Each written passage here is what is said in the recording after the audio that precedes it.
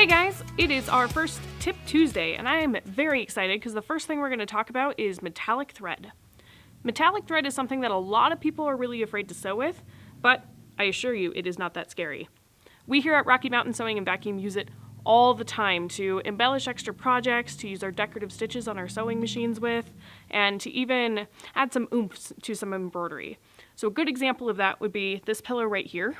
It's actually a design a few years old from Anita Good Design, but on here, what I did was I used regular embroidery thread as well as the metallic thread, and it really makes everything pop a whole lot, and that project is what made me obsessed with it.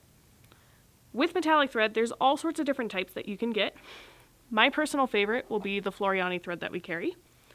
So the Floriani thread is nice because it's on a cone and it has a whole lot on there, and the way it's woven is very, very smooth. We also carry the Madeira thread, which the Madeira, they have the smoother metallic that we're used to, but they also have this kind of chunky metallic, which is really nice because it adds extra texture into what you're working on. Now, a lot of people are afraid of them because a lot of people have problems with them breaking. I'm here to show you how to make it not do that as frequently for you.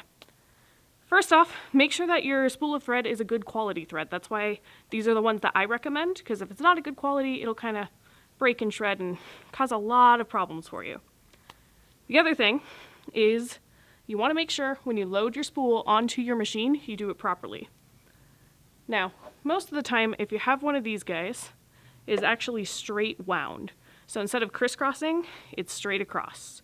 So if you have a secondary spool pin that pops up, similar to like the Berninas do here, I would put my spool of thread, that's the word, not spindle, my spool right there. Now, I don't always use the spool pins that are actually on the machine though. My favorite thing to use is actually a thread stand. The thread stand is nice because you can put your spool of thread on it. Maybe, there we go. Pull it up, get it through here. I like to drop it behind the machine, and then you just thread the machine normally. What I also like to do, especially because those Floriani threads are my favorite with this cone, is, believe it or not, logically, we usually do that with it, where we put it on in the way that makes sense, straight up and down. But I have found if you actually flip that dude upside down, it works so much better. And sometimes I will even do that with ones like this, because it'll make everything unwind nice and even for you. What is cool too is that we do have those big thread stands, but they also have just started making these little thread stems, which the stems are nice because you can actually put it on your spool pin here and be able to suspend the thread through and not struggle as much. My last tip is going to be the most important one I normally recommend. I guess I've got two more, but the most important one is to use the proper needle. If you do not use the proper needle on metallic thread, you're going to get angry, you're going to get frustrated, you're going to hate it, you're going to think we're all crazy for loving it so much. They do actually make metallic needles. So metallic needles have a bigger eye in the needle, they have a groove down the front to prevent from shredding, and they have a sharper tip so that it'll go through smoother. This made a world of difference for me.